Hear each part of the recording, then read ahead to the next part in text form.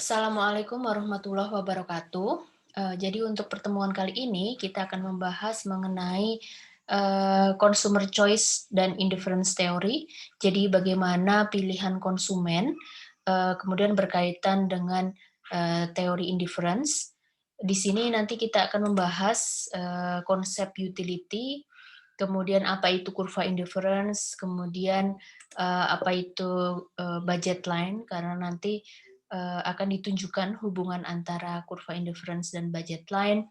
Kemudian nanti di sini kita juga akan mempelajari awalnya bagaimana konsumen itu akan menentukan pilihan-pilihan yang eh, ujungnya adalah untuk mendapatkan utility yang paling optimal. Kemudian bagaimana pilihan konsumen tadi akan terbatas karena adanya keterbatasan budget atau eh, keterbatasan income dari si, konsumen. Kemudian, bagaimana, efek ada 2 jenis efek yang akan kita pelajari di sini terhadap, kurva indifference di sini, ada income effect dan, substitution effect. Nah, untuk memulainya, ini kita akan beranjak dari, asumsi dasar bahwa konsumen pada saat menentukan pilihan-pilihan yang harus diambil terkait dengan keputusan-keputusan ekonomi, di sini yang paling mudah adalah untuk keputusan membelanjakan barang gitu ya. Dia punya sejumlah uang, kemudian dia ingin membeli, produk-produk atau komoditi-komoditi. Nah, di sini, motivasi utama dari si konsumen ini adalah untuk mendapatkan tingkat kepuasan yang paling, optimal, yang paling maksimum, tingkat kepuasan yang paling tinggi. Nah, jadi di sini, satisfaction atau utility, kepuasan atau utility gitu ya. Nah, kemudian, eee semua unit dari produk-produk yang sama, yang identik itu, eee, dia akan memiliki, unit-unit pengukuran yang sama gitu ya, berapa potong, berapa buah gitu ya. Nah, tetapi di sini, konsumen akan mendapatkan tingkat kepuasan yang berbeda-beda untuk setiap unit produk. Jadi di sini yang, satuan produk-produk tadi misalkan baju, helai, potong gitu ya, atau makanan, minuman, satu kaleng, 2 kaleng, satunya kaleng gitu ya. Nah, tapi di sini konsumen itu akan mendapatkan tingkat kepuasan yang berbeda-beda untuk setiap unit yang dikonsumsinya. Nah, ini akan menunjukkan bahwa, tingkat kepuasan orang, dari setiap unit yang dia konsumsi itu akan bervariasi. Bervariasi tergantung apa? Tergantung dari, produk yang sudah dia punyai. Jadi maksudnya ketika dia membeli barang atau ketika dia membeli produk, misalkan membeli, susu gitu ya, membeli susu satuannya kaleng. Nah, dia akan membeli satu kaleng, 2 kaleng, tingkat kepuasan yang akan dia peroleh dari situ, itu akan tergantung dari berapa banyak susu yang sudah dia punya. Jadi yang sudah dia, konsumsi atau yang sudah dia beli itu udah ada berapa kaleng gitu. Kemudian, eee, ekonomis, jadi dalam, ekonom ini dalam rangka memformulasikan tadi konsep tingkat kepuasan yang ternyata walaupun unitnya sama, tetapi tingkat kepuasan yang diterima oleh si konsumen ini akan berbeda-beda. Nah, ini disebut sebagai, konsep utility. Konsep of utility, kemudian, ekonom-ekonom yang memiliki framework konsep of utility ini biasanya disebut sebagai utilitarians. Nah, eee, konsep utilitarians ini mendapat spotlight pada tahun 1870-an, di mana di situ terkenal sebagai, awal mula, era dari neoclassical economics. Jadi di sini, terkait dengan, konsep of utility itu nanti berkembang adanya marginal revolution. Jadi di sekitar tahun 1870-an inilah konsep-konsep utility tadi itu mendapat perhatian dari ekonom-ekonom saat itu. Kemudian di sini yang akan kita pelajari terkait berarti di sini ada tingkat kepuasan satisfaction atau utility gitu ya. Nah, di sini kita pakai konsepnya utility. Nah, utility ini adalah tingkat kepuasan yang konsumen dapatkan pada saat mengkonsumsi produk atau komoditi. Jadi dia tingkat kepuasannya berapa. Nah, itu adalah utility. Nah, di sini utility ini adalah sesuatu yang kalau teman-teman bayangkan misalkan panjang, satuannya kan ada meter, sentimeter, ada penggaris untuk mengukur, alat ukurnya itu jelas gitu. Nah, di sini tingkat kepuasan itu kan kita bisa bilang bahwa itu adalah sesuatu yang abstrak gitu ya. Jadi di sini biasanya kita pakai satuannya itu util, 1 util, 2 util gitu. Jadi di sini adalah untuk menunjukkan nanti akan diperbandingkan, akan dihitung atau dikonsepkan. Nah, ini adalah supaya mudah itu adalah dengan menggunakan satuan util tadi. Nah, di sini ada 2 konsep yang terkait dengan utility. Jadi sekali lagi utility ini adalah tingkat kepuasan yang konsumen dapatkan pada saat mengkonsumsi produk atau komoditi. Kemudian ada total utility dan marginal utility. Total utility di sini adalah keseluruhan jumlah keseluruhan tingkat kepuasan dari seluruh unit yang konsumen dapatkan atau yang konsumen pakai gitu ya. Keseluruhan jumlah keseluruhan tingkat kepuasannya.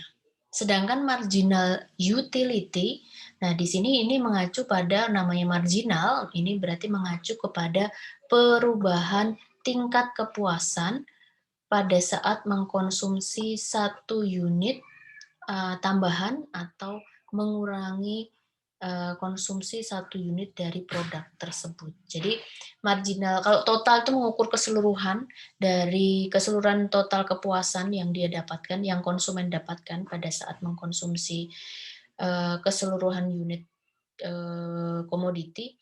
Kemudian kalau yang marginal utility ini dia akan lebih kepada perubahan satisfaction, perubahan tingkat kepuasan pada saat dia mengkonsumsi tambahan 1 unit komoditi tersebut atau mengurangi konsumsi 1 unit produk tersebut. Nah, kemudian di dalam konsep marginal utility di sini berkembang yang namanya diminishing marginal utility. Diminishing itu berarti bahwa marginal utility itu akan mengalami penurunan. Nah, ini juga merupakan asumsi dasar dari teori utility ini, kemudian biasanya disebut juga law of diminishing marginal utility.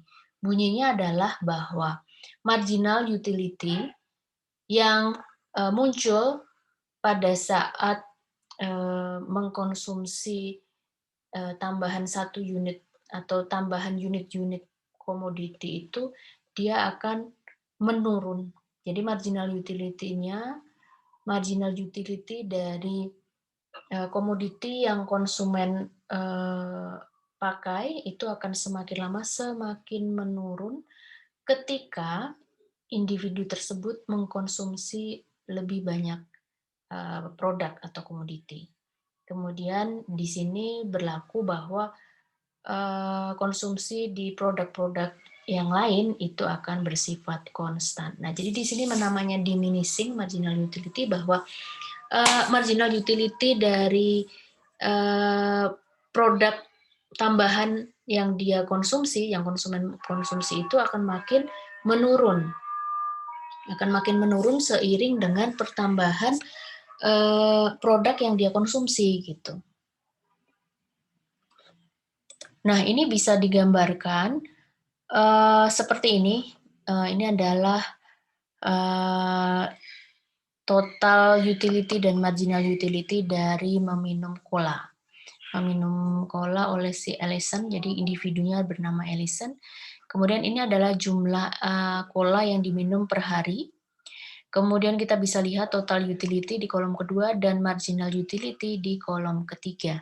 Jadi pada saat dia tidak mengkonsumsi cola, maka total utility-nya adalah 0. Kemudian pada saat minum satu kaleng, jadi yang tadinya nggak minum, terus minum satu kaleng. Nah, ini total utility-nya menjadi 30. Berarti kan satu kaleng yang dia konsumsi, itu akan memberikan utility sebesar 30. Gitu ya. Kemudian ketika dia meminum kaleng yang kedua, sekarang total utility-nya bertambah sehingga menjadi 50. Berarti kan di sini ada tambahan utility karena konsumsi kaleng yang kedua, kaleng cola yang kedua. Jadi marginal utility-nya adalah untuk kaleng yang kedua adalah 50 minus 30, 20. Jadi kalau dia tadinya nggak minum cola, kemudian minum satu kaleng cola, utility-nya, marginal utility-nya adalah 30. Kemudian ketika dia udah minum satu, sekarang minum cola yang kedua. Nah, ini marginal utility di kaleng yang kedua ini tidak sebesar kaleng yang pertama. Karena di sini marginal utility-nya adalah 20. Yang tadi kaleng pertama kan 30 gitu.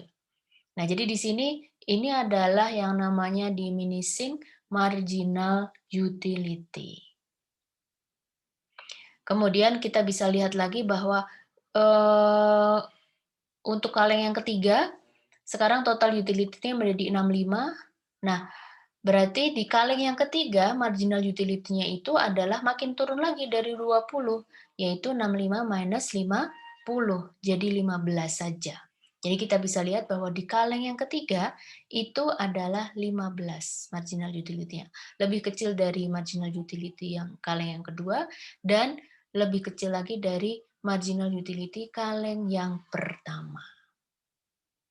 Makin banyak, jadi untuk di kaleng yang keempat, kita bisa lihat marginal utility-nya jadi 10, kemudian yang kelima jadi 8, 6, 4, 3, 2, 1, dan seterusnya.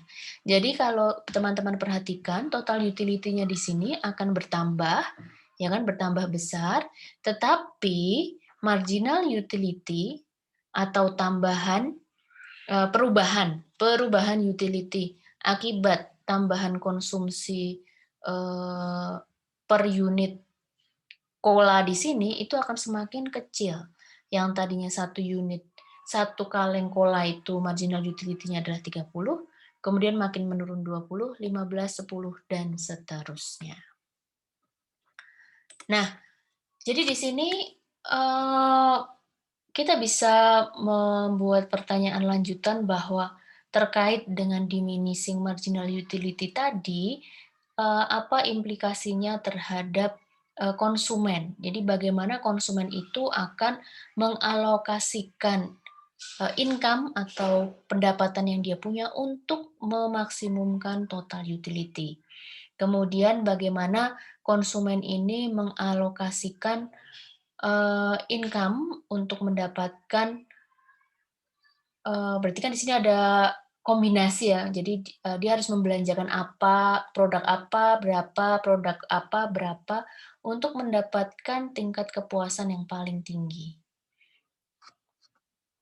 Nah, di sini apabila semua produk ini akan memiliki harga yang sama, maka jawabannya akan mudah gitu ya. Jadi kalau misalkan setiap produk yang konsumen mau konsumsi itu memiliki harga yang sama, maka keputusannya akan menjadi lebih mudah gitu kan. Berarti kan tinggal mengalokasikan income tadi sehingga marginal utility untuk semua produk itu akan sama.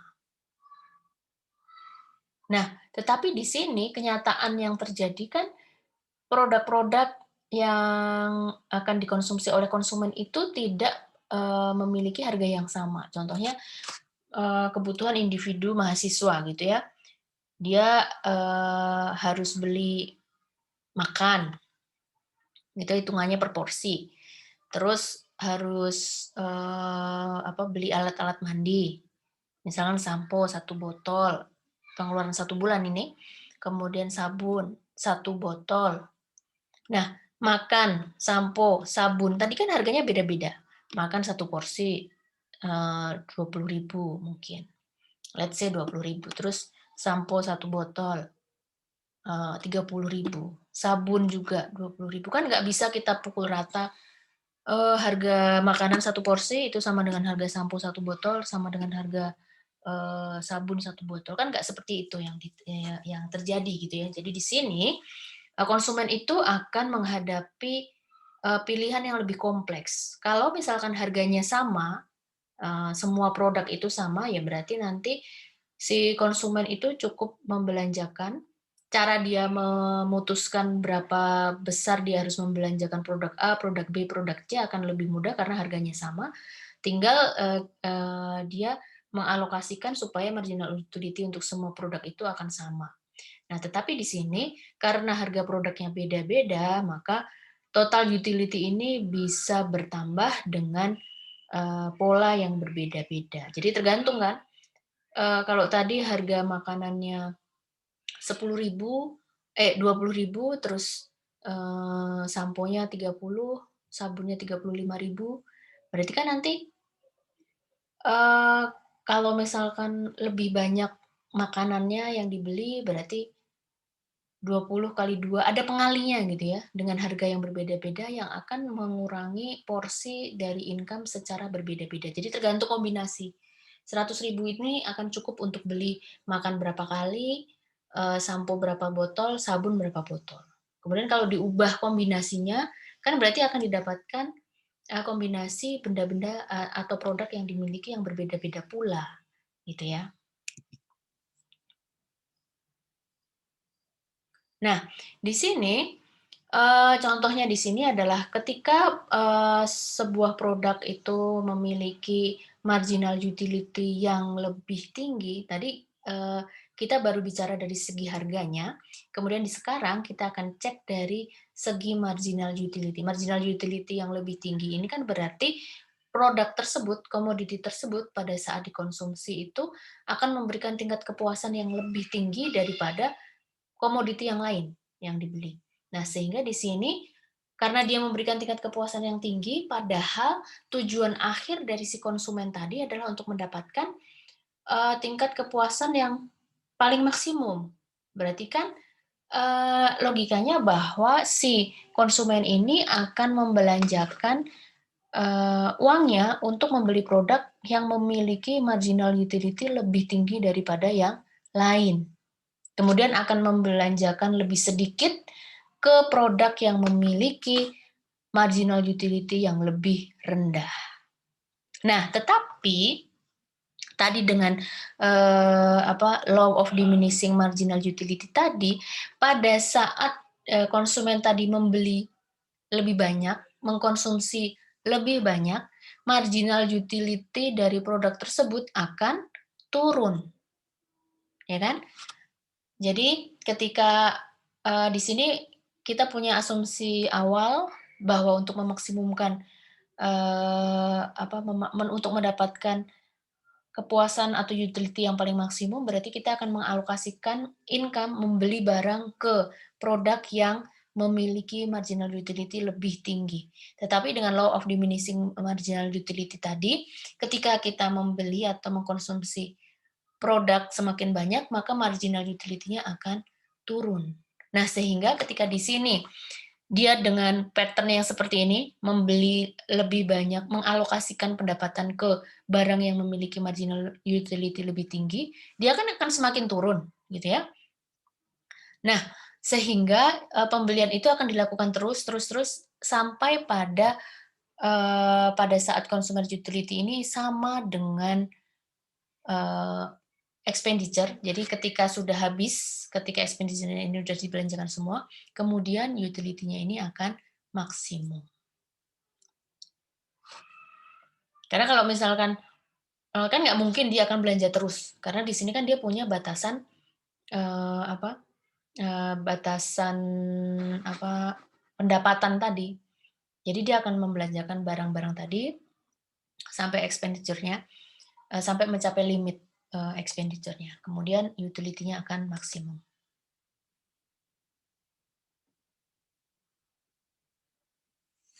Nah, di sini apa yang terjadi jika produk yang kita mau beli itu memiliki barang-barang yang berbeda harganya? Prinsipnya sama, ya kan? Kalau yang di yang di sini tadi kan kita asumsikan harganya sama semua gitu ya, sama semua. Tetapi ada barang-barang yang memiliki marginal utility yang lebih tinggi. Makanya tadi cara individu tersebut membelanjakan uangnya adalah membeli lebih banyak barang yang marginal utility-nya lebih tinggi dibanding eee, komoditi yang lain, gitu ya, eee, sampai mencapai titik limit pendapatan, kemudian utility-nya adalah maksimum.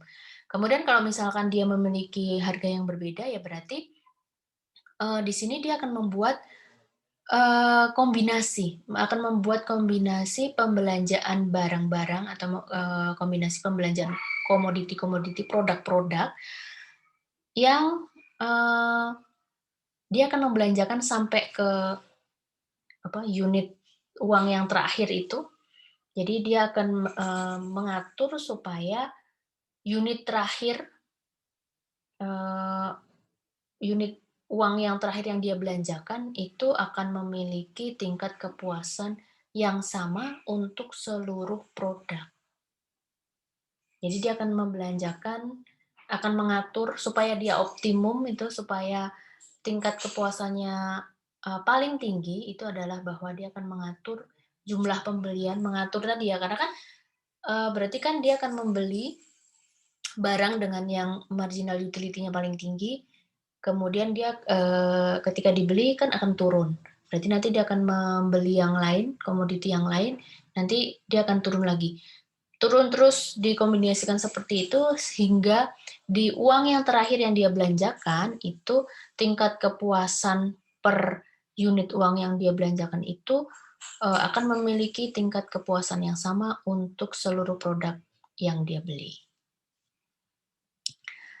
Nah, sehingga, untuk memaksimumkan, tingkat utility dari seorang konsumen, maka dia akan mengalokasikan pembelanjaan, jadi dia akan mengatur pembelanjaan antar produk, sehingga, di sini disebutkan di akhir atau di rupiah yang terakhir gitu ya, yang akan dia belanjakan itu memiliki tingkat utility yang sama untuk seluruh produk.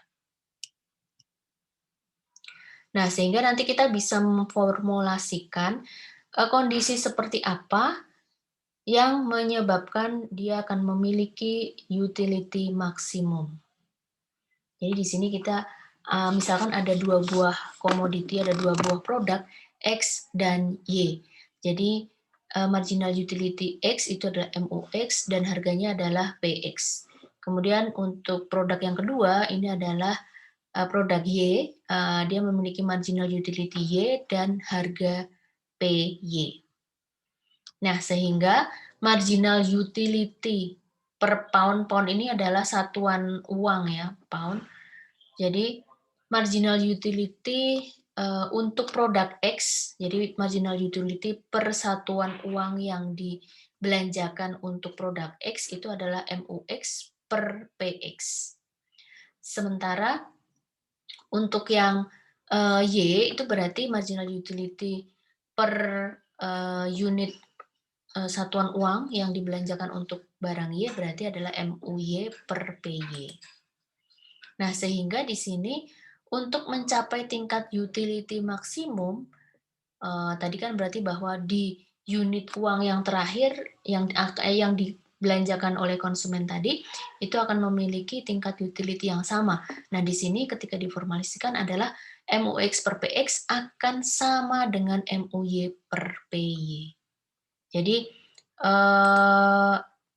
marginal utility per satuan uang yang dibelanjakan untuk produk X ini akan sama dengan produk Y, MUX per PX sama dengan MUY per PY. Jadi ini merupakan persamaan dasar untuk utility theory.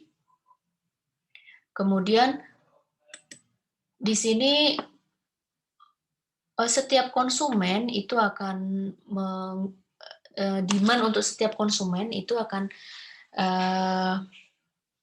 sampai pada suatu titik di mana tadi di rupiah atau di satuan uang yang terakhir yang dibelanjakan itu akan sama dengan keseluruhan produk.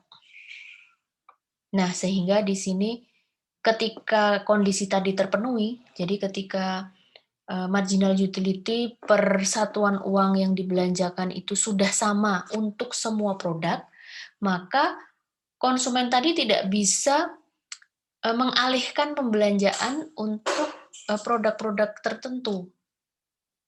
Karena kan udah sama kan. Jadi ketika dia mengalihkan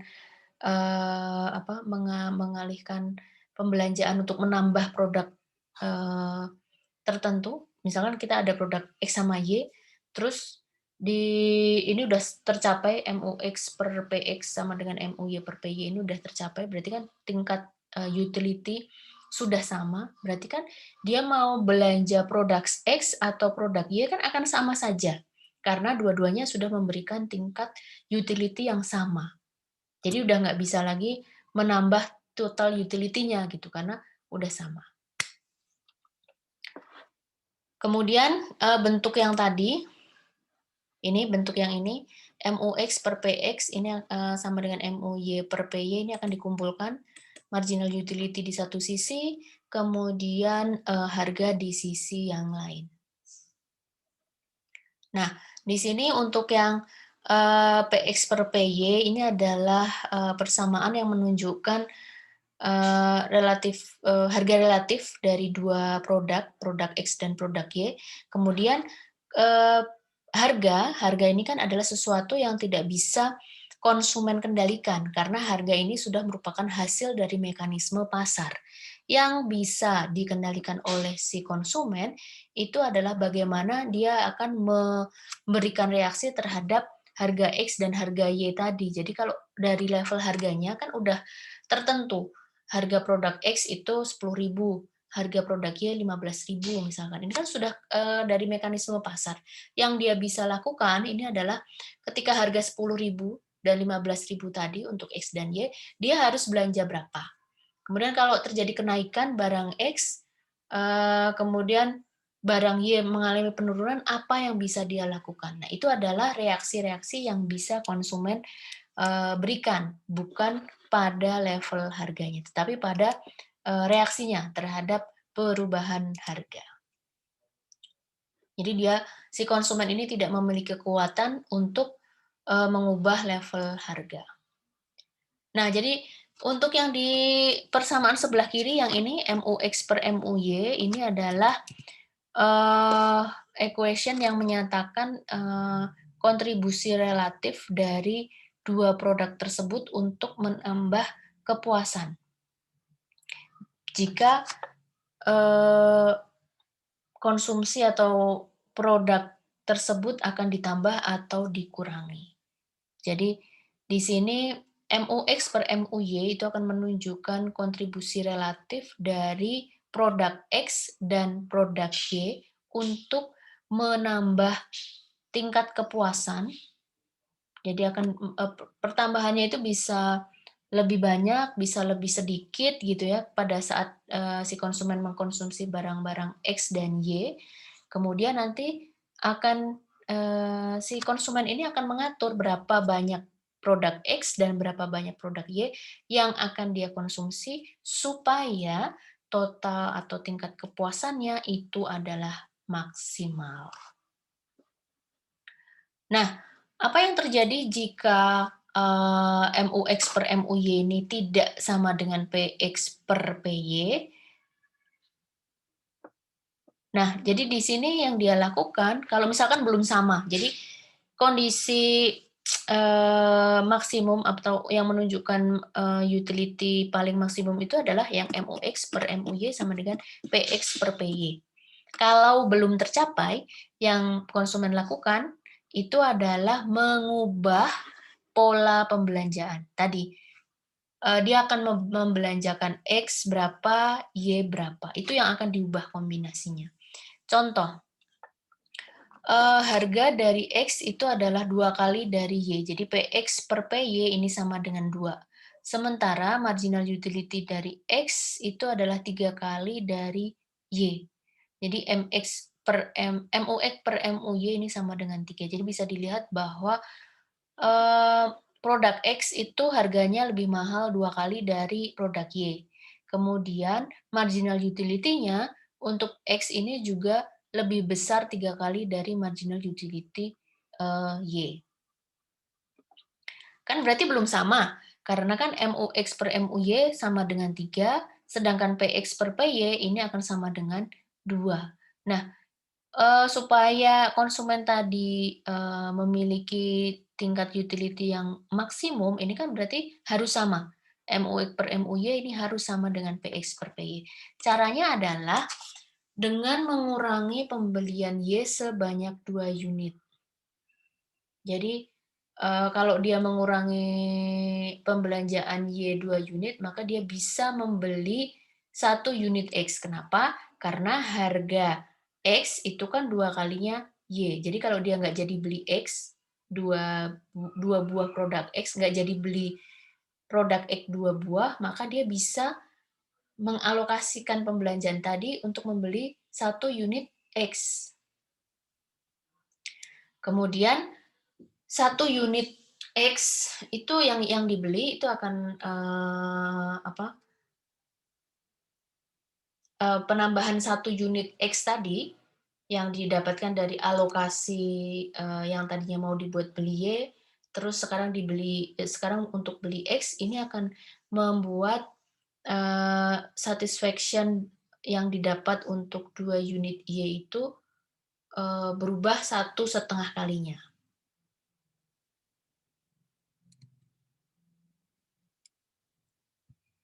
Nah, sehingga di sini, kita bisa melakukan switching-nya. Kemudian apa yang akan terjadi, antara pembelian X dan Y. Jadi ketika dia membeli lebih banyak X dan membeli lebih sedikit Y, kan berarti tadi sesuai dengan law of diminishing marginal utility, marginal utility X-nya akan makin turun, sementara yang Y akan naik, gitu ya. Jadi di sini kalau yang tadi yang pertama dia lakukan itu adalah mengurangi Y dan menambah X, sampai kapan? Sampai marginal utility X itu 2 kalinya Y. Berarti kan udah sama itu. Berarti pada saat titik ini total satisfaction, total kepuasannya itu sudah tidak dapat ditambah dengan cara melakukan kombinasi pembelian X dan Y ini.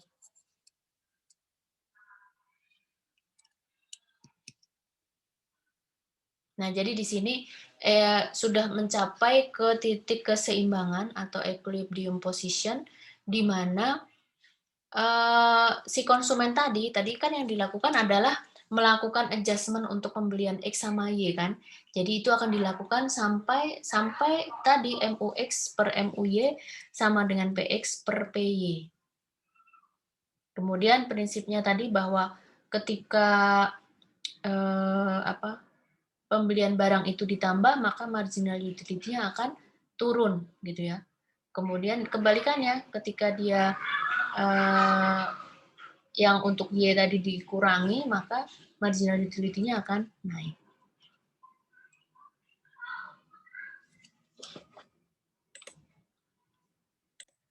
Nah, terkait dengan posisi keseimbangan tadi, maka pada saat memasuki pasar, semua konsumen ini akan menghadapi, harga pasar yang sama. Maksudnya kan di sini, apakah si konsumen itu, konsumen yang income-nya besar, income-nya tinggi, orang kaya dan orang yang, pendapatannya menengah itu akan menghadapi harga yang sama, set harga yang sama di pasar kan. Untuk produk yang sama kan dia nggak bisa diaplikasikan, "Oh ini harga untuk yang, pendapatannya di atas 100 juta. Oh ini harga produk untuk yang pendapatannya di bawah 100 juta." Kan nggak seperti itu kan. Kalau di pasar kan, setiap pembeli, setiap konsumen itu akan menghadapi set harga yang sama. Nah, sehingga di sini, pada saat mereka tuh sudah, melakukan adjustment tadi, mengubah kombinasi pembelanjaan tadi, karena kan, set harga yang mereka hadapi itu sama, tidak bisa memiliki kuasa untuk mengubahnya, sehingga yang bisa dia lakukan, konsumen lakukan, itu adalah mengubah mengubah kombinasi pembeliannya.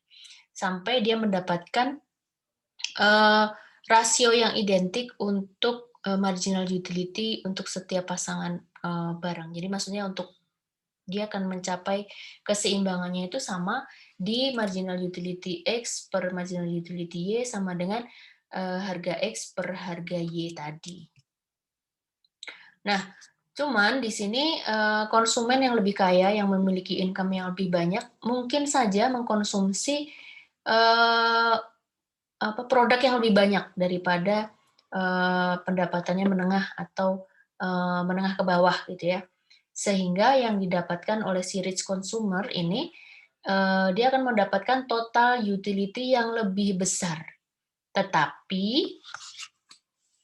di sini yang perlu diperhatikan sekali lagi bahwa, eee, si konsumen yang kaya dia bisa mendapatkan atau membeli, mengkonsumsi barang yang lebih banyak sehingga total utility-nya lebih besar daripada si pendapatannya menengah ke bawah.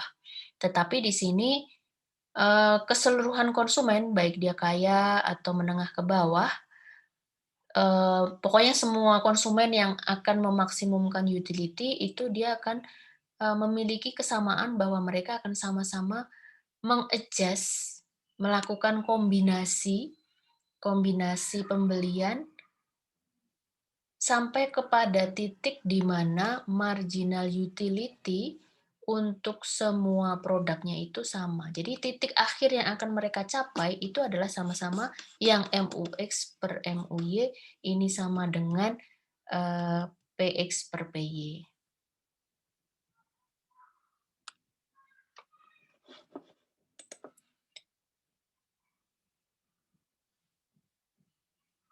Nah, kemudian, misalkan di sini X 2 kali, harga X lebih, besar 2 kali dari produk Y, kemudian, setiap konsumen ini akan membeli X dan Y sampai ke poin bahwa marginal utility of X itu 2 kali marginal utility of Y. Kenapa?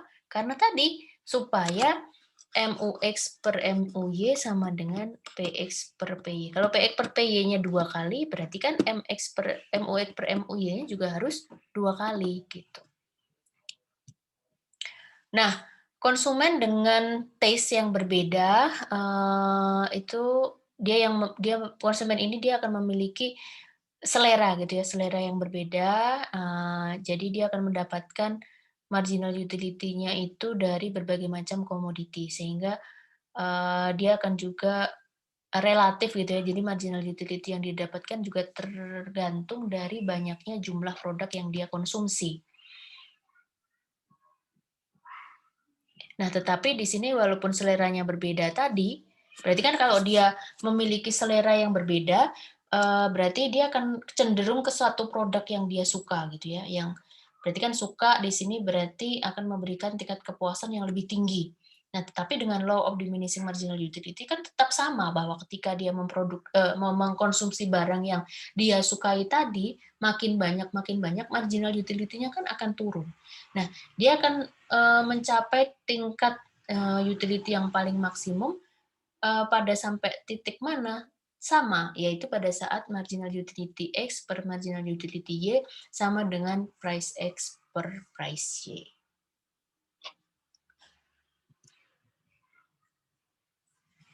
Nah, kemudian,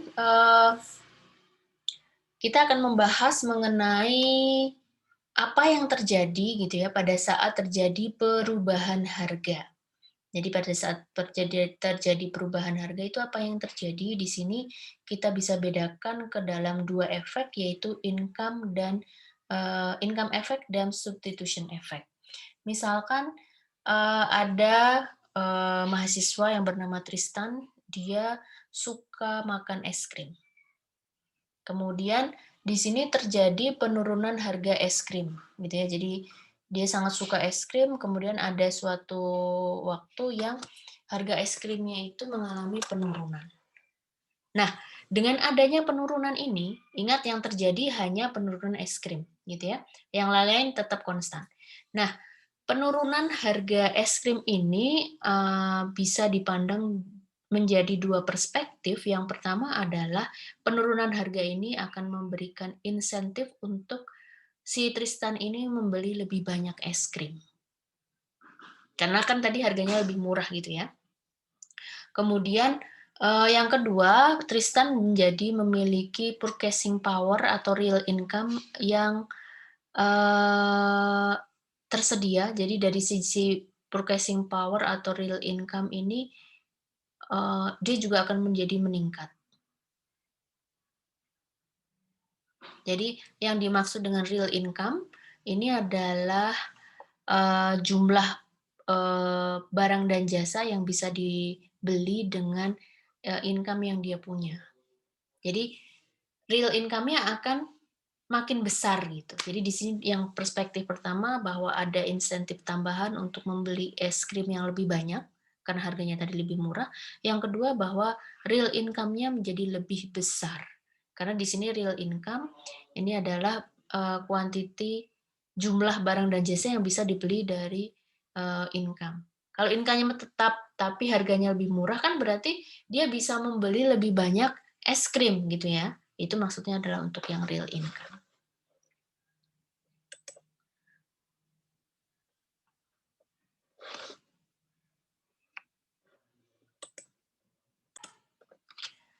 Kemudian untuk membahas efek substitusi, misalkan di sini monthly allowance, jadi jatah bulanan gitu ya, jatah bulanan uang saku yang Tristan punya itu juga memiliki juga akan dikurangi gitu ya, akan dikurangi ketika harga es krimnya itu turun. Jadi sama orang tuanya dia akan ketika harga es krimnya turun, uang sakunya itu juga akan dikurangi. Nah, dengan seperti ini maka Tristan dapat membeli jumlah es krim yang sama, jadi tidak lagi memaksimumkan utility. Perhatikan bahwa utility maksimum itu akan membutuhkan kondisi yang tadi ya, bahwa MUX per MUY sama dengan PX per PY. Untuk berarti ini rasionya ini akan sama untuk semua produk yang Tristan beli ya. Misalkan di sini ada X dan Y, salah satunya es krim dan yang lainnya adalah produk yang lain gitu ya. Jadi di sini marginal utility-nya akan sama dengan perbandingan harganya untuk semua produk yang dia beli.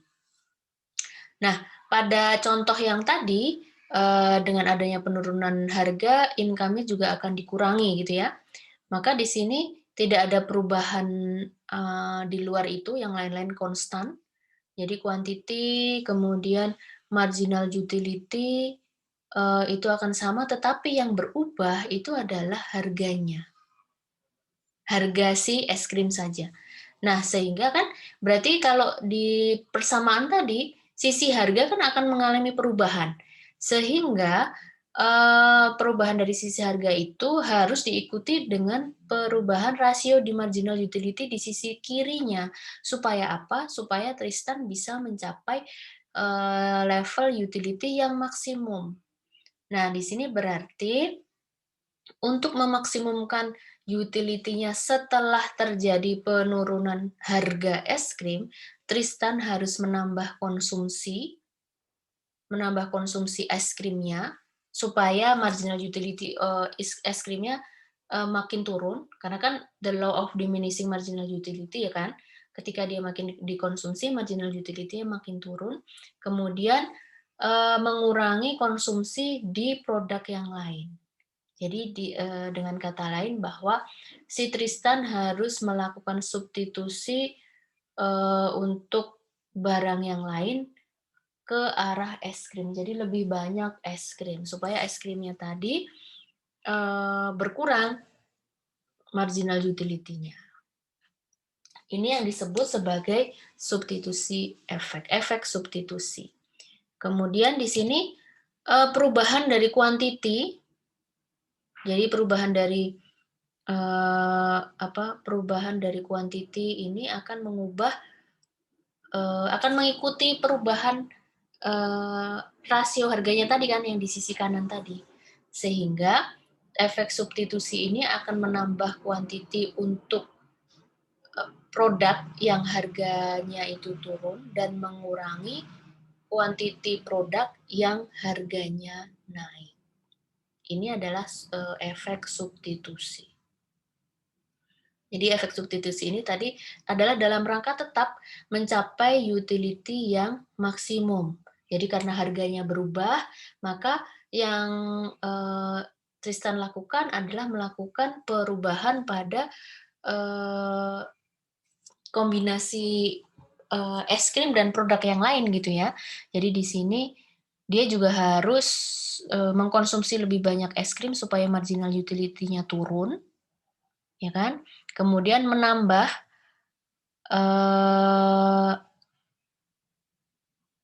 kemudian di sini dia akan mengurangi produk yang lain. Jadi di sini ada proses substitusi. Kemudian apa yang terjadi pada income effect?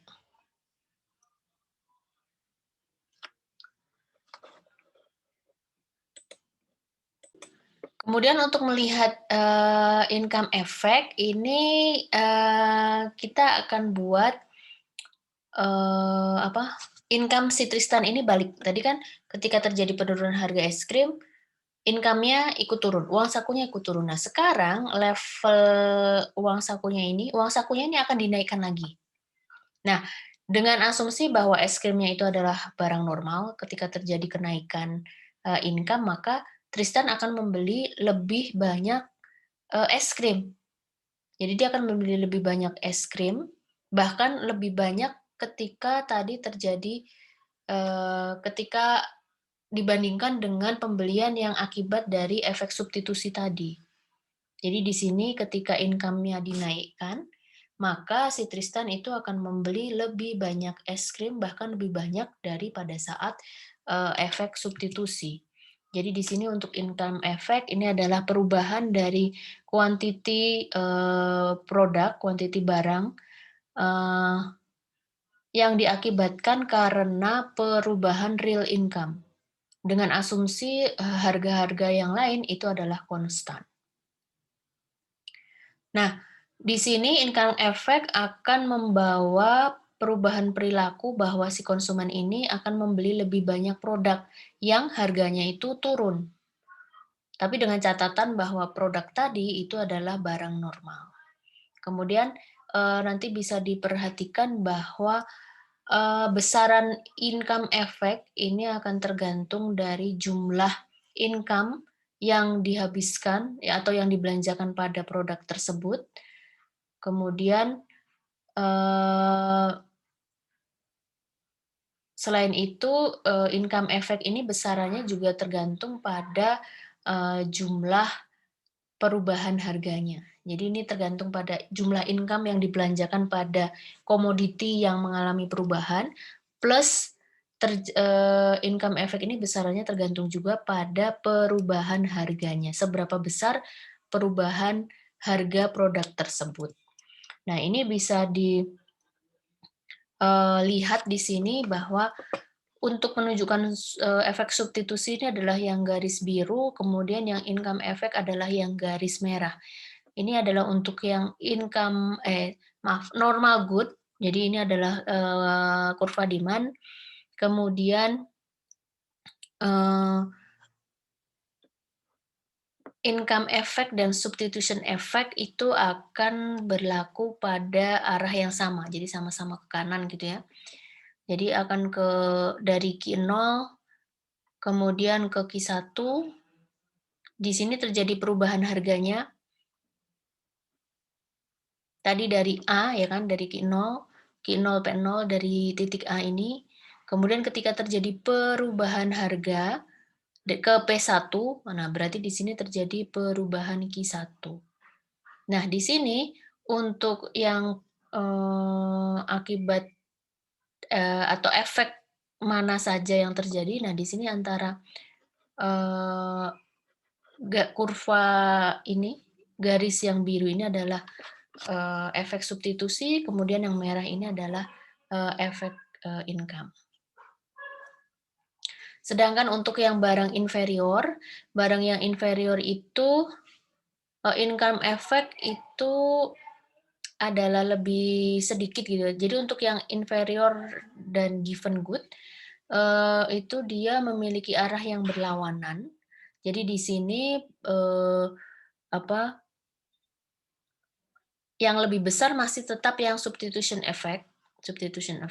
Nah, kemudian, income effect-nya itu adalah lebih kecil, sementara untuk yang given good itu adalah yang kebalikannya. Jadi income effect itu lebih besar daripada yang substitution effect.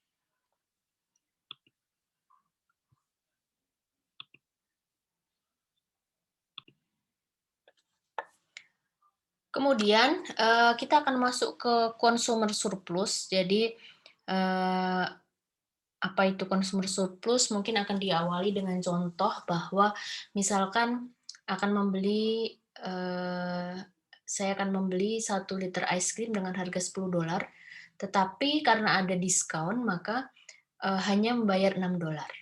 Nah, $4 tadi yang tidak jadi dibelanjakan karena adanya diskon, jadi harusnya udah dari rumah itu, sudah siap bahwa nanti, pada saat mau beli es krim, yang mau digunakan itu adalah $10, 1 liter gitu ya, tapi ternyata yang dibelanjakan itu hanya 6 karena ada sale. Nah, berarti kan di sini ada seolah-olah saving $4 gitu ya. Nah, jadi di sini $4 yang, saving tadi itu adalah consumer surplus. Nah,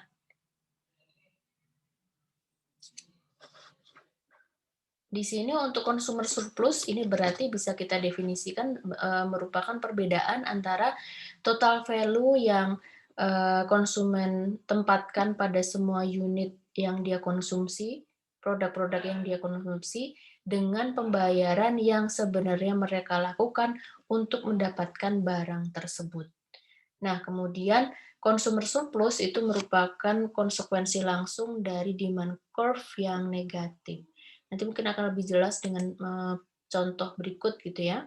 Nah, ini contohnya eh, Moira. Jadi ini adalah individu yang melakukan pembelian susu gitu ya. Ini adalah konsumsi susu per liter ya. Liter yang pertama, kedua, ketiga, dan keempat. Nah, kemudian di sini yang di kolom yang kedua ini adalah jumlah uang yang akan Moira keluarkan untuk tiap-tiap liter. Jadi pada saat dia nggak punya, dia belum ada stok susu segar di rumah gitu ya, eh dia akan mau membayar $6 per liter, tetapi untuk liter yang kedua itu jadi $3 saja. Kemudian $2, kemudian 1,6 dan seterusnya, karena sudah ada konsumsi sebelumnya gitu ya. Nah, kemudian di kolom yang ketiga ini bisa teman-teman lihat bahwa kalau misalkan, harganya itu cuma 1 liter, berarti kita bisa hitung consumer surplusnya. Dia mau yang tadinya nggak ada stok susu, dia pengen membeli susu segar gitu ya untuk liter yang pertama, tadinya 6, eee, dia bersedia membayar 6 gitu ya. Tetapi pas pada saat beli kan harganya cuma $1, maka dia akan consumer surplusnya adalah 5. Nah, jadi di sini bisa kita lihat bahwa untuk penggambarannya, eee, ini garis ini adalah market price, kemudian, ini adalah harganya, harga yang, apa, yang Moira bersedia bayarkan gitu, yang bersedia dia bayarkan, terus market price-nya yang sebenarnya adalah, $1, kemudian ini adalah liter pertama, kedua, ketiga, dan seterusnya. Nah, berarti kan di sini Yang dia bayarkan itu adalah yang di hijau ini ya, $1, sehingga consumer surplusnya itu ada di sini. Ada di sini.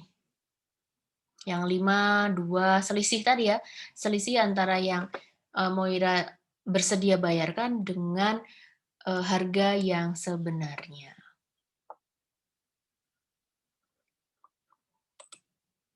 Sehingga ketika digambarkan untuk consumer surplus for market, jadi di sini tadi dari tabel yang tadi bisa kita gambarkan seperti ini bahwa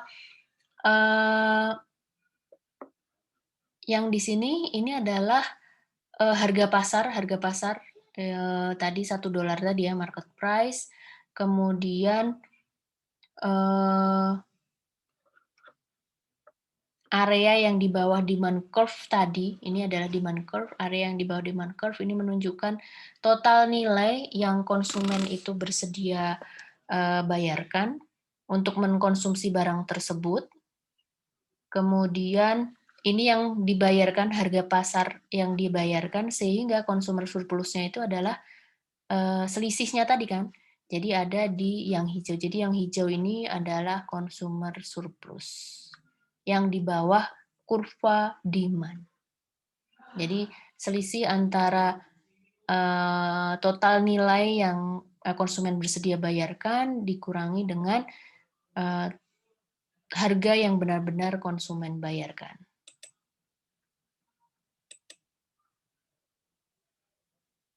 Nah, prinsip consumer surplus ini membawa kita ke yang namanya paradox of value. Jadi ada konsep paradox of value. Jadi seperti contohnya di sini adalah ada beberapa produk, contohnya adalah air gitu ya, yang kalau dibandingkan harganya, harga air itu ya, kita bicara secara general gitu ya, harga air di sini adalah lebih murah dibandingkan dengan harga barang-barang luxury. Contohnya berlian. Jadi padahal kegunaannya kan kita sehari-hari atau badan kita itu memerlukan air gitu, memerlukan konsumsi air pada jumlah tertentu, sehingga kalau nggak ada air ya berarti kita akan akan mati gitu, akan punah gitu kan. Jadi di sini kan air ini adalah sesuatu yang sangat substansial untuk kehidupan gitu ya. Tetapi kenapa harga barang yang sepenting itu lebih murah daripada diamond. Contohnya berlian gitu ya. Berlian itu kan hanya untuk perhiasan, untuk menunjukkan status sosial, dipakai gitu ya, bukan dikonsumsi untuk memenuhi kebutuhan nutrisi, mineral apa, kan enggak ya. Nah, jadi di sini untuk menyelesaikan paradox of value ini adalah dengan membedakan antara total dan marginal value dari produk-produk ini. Kemudian nanti yang kedua adalah bahwa kita bicara dari sisi supply. Jadi yang pertama tadi adalah dengan membedakan antara total value dan marginal value. Kemudian yang kedua adalah dari sisi supply. Perhatikan bahwa untuk semua barang itu tetap berlaku konsep demand dan supply gitu ya. Jadi mekanisme demand dan supply ini akan berlaku untuk ke semua barang, baik yang barang luxury maupun barang-barang yang memiliki nilai substansi yang tinggi terhadap kehidupan. Nah, jadi di sini tetap bahwa kita bisa lihat kalau dari sisi demand dan supply kan tetap bahwa di situ ada kebutuhan, ada permintaan dan ada supply kan masing-masing untuk produk-produk tadi.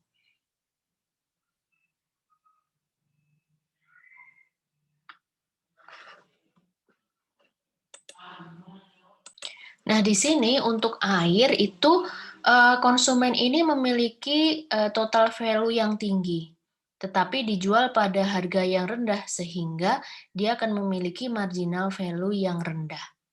Kemudian kita kembali lagi pada prinsip consumer surplus bahwa total consumer surplus itu ada di area yang hijau muda ini yang berada di bawah kurva demand. gitu ya. Kemudian di sini ketika dilihat untuk produk air dan berlian, itu berarti di sini total value yang konsumen tetapkan untuk air itu ditunjukkan pada total area di bawah demand curve. Jadi ini besar karena kan dia tadi memiliki nilai substansial yang tinggi. Kemudian total value yang konsumen berikan pada berlian itu ditunjukkan pada ditunjukkan pula pada area yang sama di bawah demand curve gitu ya. Nah, tetapi di sini bisa dilihat bahwa dia memiliki nilai yang lebih kecil. Kemudian terkait dengan adanya supply, bahwa supply air itu lebih besar daripada supply berlian. Berlian itu kan harus digali gitu-gitu ya. Sedangkan supply air itu lebih banyak, lebih mudah ditemukan, source-nya banyak gitu ya. Jadi di sini supply airnya memiliki jumlah yang lebih besar sehingga menyebabkan harganya itu rendah gitu. Sementara untuk yang di berlian supply-nya itu sedikit sehingga harganya tinggi. Nah, sehingga consumer surplus yang terjadi antara air dan diamond itu bisa ditunjukkan di sini. Ini adalah harga yang harus dibayarkan untuk air. Kemudian ini adalah harga yang dibayarkan untuk berlian. Jadi dia lebih tinggi daripada yang air gitu. Itu mengenai paradox of value. Nah, kemudian kita akan melanjutkan ke pembahasan berikutnya mengenai kurva indifference. Jadi di sini kurva indifference itu menunjukkan kombinasi produk yang menunjukkan utility yang sama, kemudian bisa ditunjukkan di sini melalui tabel dan grafik gitu ya. Jadi di sini contohnya konsumsi yang dilakukan oleh mahasiswa. Kemudian di sini ada bundle A, B, C, D gitu ya.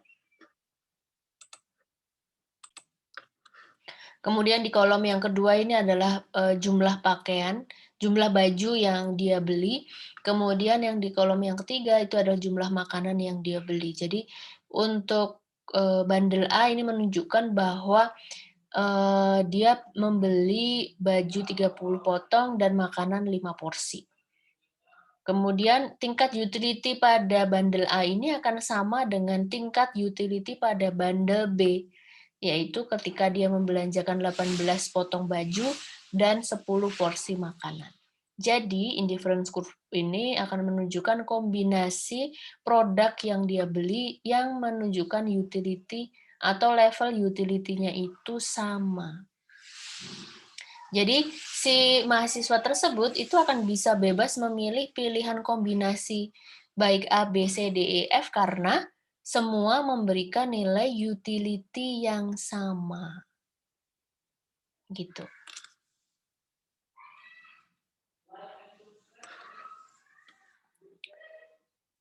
Nah, di sini konsumen ini akan indifferent between combination, ini ditunjukkan dari titik-titik pada indifference curve. Jadi dia akan membelanjakan dengan, ini misalkan ini adalah untuk baju, dan ini adalah untuk jumlah porsi makanan gitu ya. Nah, ini titik-titik yang menghubungkan jumlah atau titik-titik yang menghubungkan kombinasi pembelanjaan produk yang memberikan utility yang sama, itu adalah indifference curve.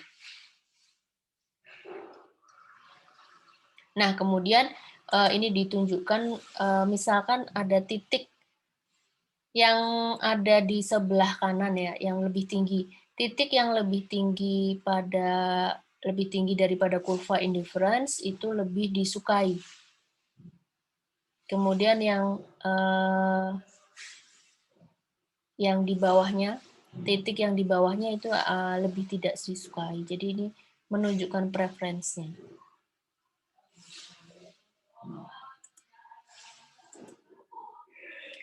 Nah, kemudian kita beranjak ke diminishing marginal rate of substitution.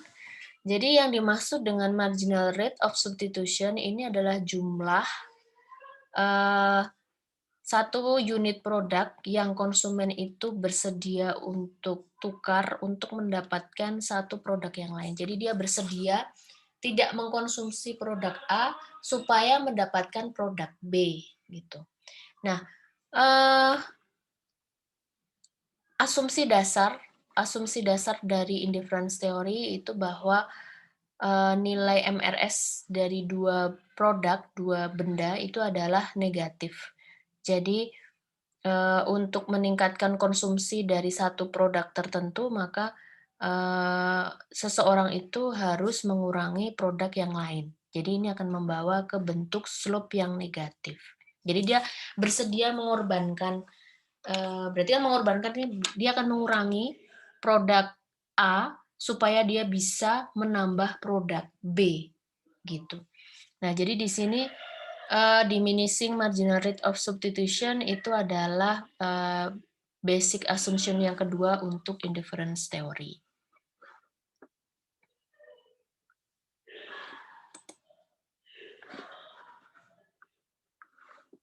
Nah, kita bisa lihat bahwa dari tabel yang tadi untuk titik-titik bandel-bandel A, B, C, D, dan E, dan F ya, itu kan ada jumlah baju yang dibeli dan makanan yang dibeli.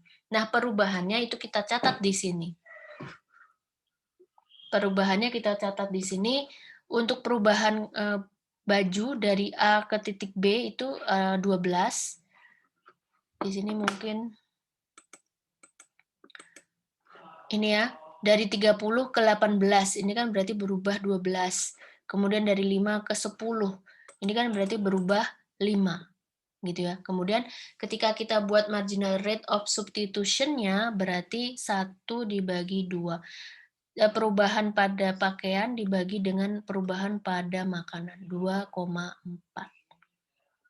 Jadi untuk mendapatkan, jadi supaya dia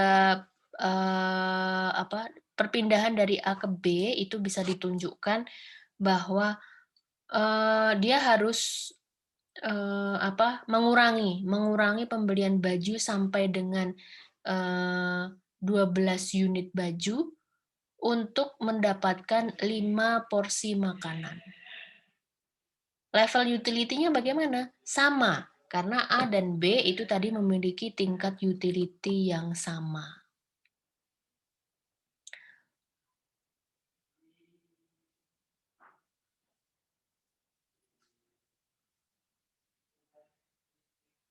Nah, kemudian untuk yang B ke C, dia akan merelakan mengurangi gitu ya, mengurangi pembelian 5 potong baju untuk 5 porsi makanan.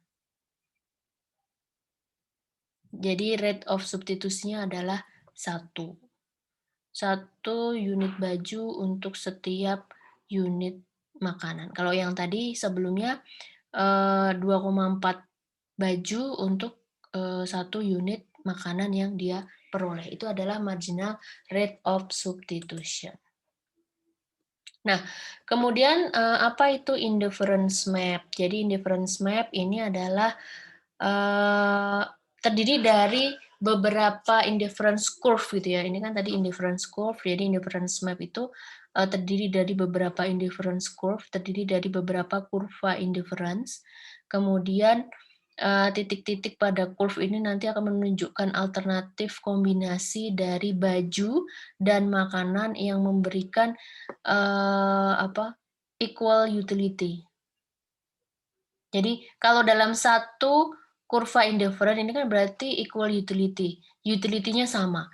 Tetapi dia ketika makin naik, maka utility yang di I2 ini akan lebih besar dari I1.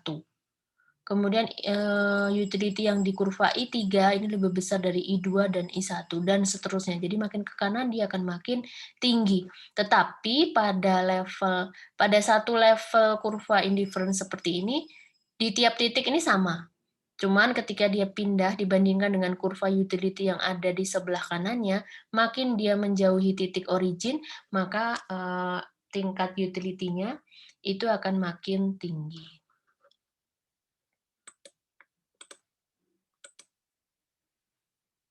Kemudian indifference curve ini juga memberikan bisa digambarkan menjadi beberapa macam tergantung dari jenis produknya gitu ya. Jadi kalau misalkan dia bentuknya seperti ini adalah barang yang perfect substitution. Kemudian ini adalah komplement, barang-barang komplement ini berarti dia membentuk sudut siku-siku. Kemudian yang memberikan zero utility itu adalah yang horizontal seperti ini. Kemudian bentuk-bentuk indifference curve yang lain, untuk yang necessity yang absolute, ini contohnya air gitu ya, dia bentuknya seperti ini.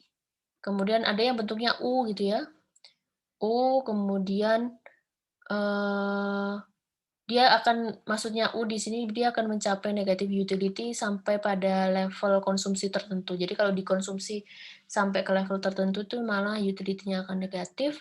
Kemudian yang tidak dikonsumsi itu adalah bentuk kurvanya seperti ini. Nah, kemudian indifference curve ini akan erat kaitannya dengan yang namanya budget line. Jadi untuk budget line atau garis anggaran ini adalah kombinasi dari produk yang bisa dibeli dengan income yang tersedia. Jadi kombinasi produk-produk yang bisa dibeli terjangkau gitu ya, sesuai dengan jumlah income yang dia punya. Contohnya di sini adalah antara pembelian baju dan makanan. Kemudian di sini ini adalah budget line-nya. Jadi kalau misalkan dia tidak membeli makanan, hanya beli baju, maka dia bisa membeli 60 potong baju.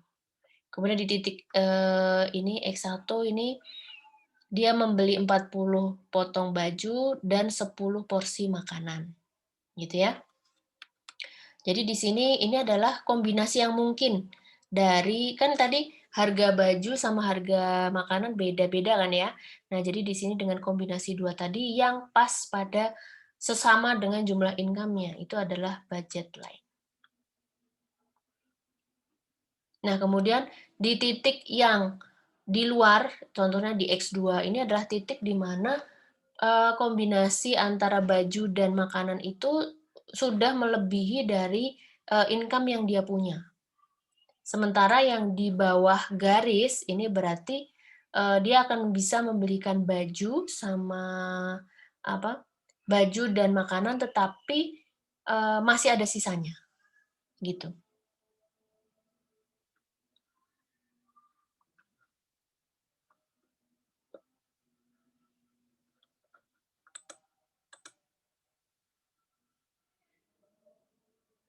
Kemudian berarti di sini kita akan memiliki ini ya, berarti di sini ada ada 2 harga makanan sama harga baju, kemudian ada kuantiti yang bisa dibeli, kuantiti baju dan kuantiti makanan. Sehingga persamaan untuk budget line itu adalah penjumlahan antara perkalian harga dengan jumlah baju plus harga dan jumlah makanan.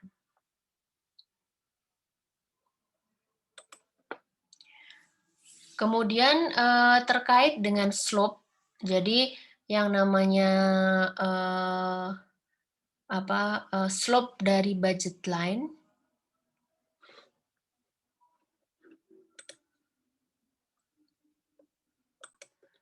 Kemudian yang dimaksud dengan opportunity cost dari makanan yang diukur dari jumlah pakaian itu tergantung dari nilai atau slope dari budget line-nya yang merupakan relative price ratio antara F-nya ini adalah food dan clothing. Jadi harga makanan dibagi dengan harga baju gitu. Jadi ini perbandingan harga ini adalah menunjukkan opportunity cost. Jadi kalau misalkan opportunity cost-nya ini sama dengan 2, ini berarti individu tersebut harus merelakan 2 unit baju untuk mendapatkan 1 ekstra makanan. Demikian dan seterusnya. Kemudian di sini Untuk mencapai, tingkat utility yang paling maksimum, ini berarti, konsumen itu harus memilih, indifference curve yang bersinggungan dengan garis budgetnya. Jadi di sini,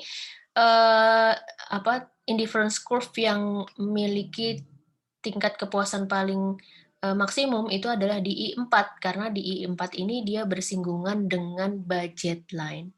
Bagaimana dengan titik-titik yang lain? Kalau yang di I5, dia memang tingkat utility-nya lebih besar dari I4, tetapi, kombinasi-kombinasi di sini kan tidak tercapai karena budget line-nya hanya sampai di garis hijau ini. Kemudian untuk yang di I1, I2, dan I3 itu dia bukan merupakan utility maksimum karena dia ada di bawah I4. Jadi sekali lagi untuk menunjukkan atau supaya konsumen ini mencapai titik utility maksimum, maka dia akan memilih tingkat utility yang bersinggungan dengan budget lainnya.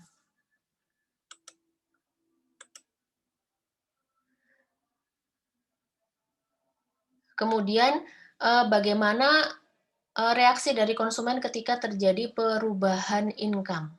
Nah, ini berarti akan membawa ke perubahan budget line gitu ya.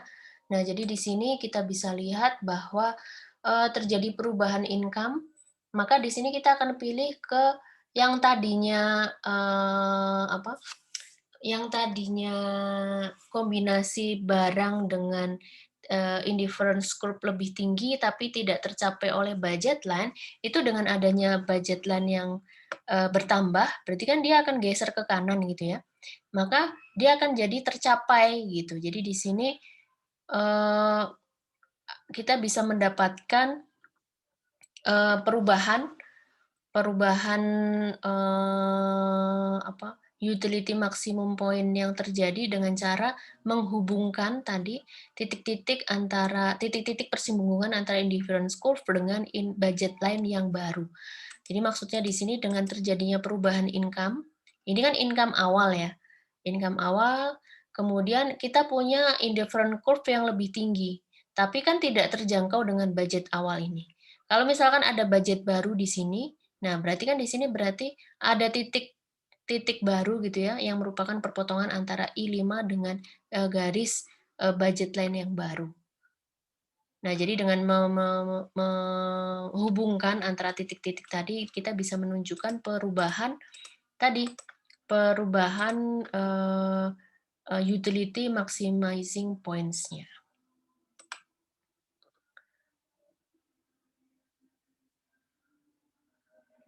Kemudian apa yang terjadi ketika terjadi perubahan harga?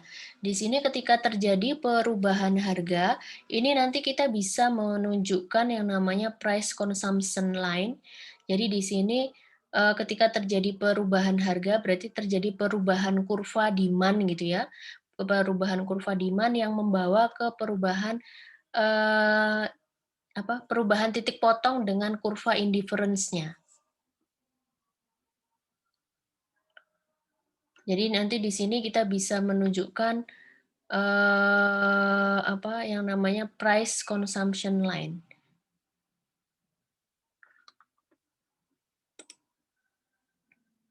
Nah, untuk yang price consumption line itu nanti ketika dihubungkan itu adalah merupakan demand, curve.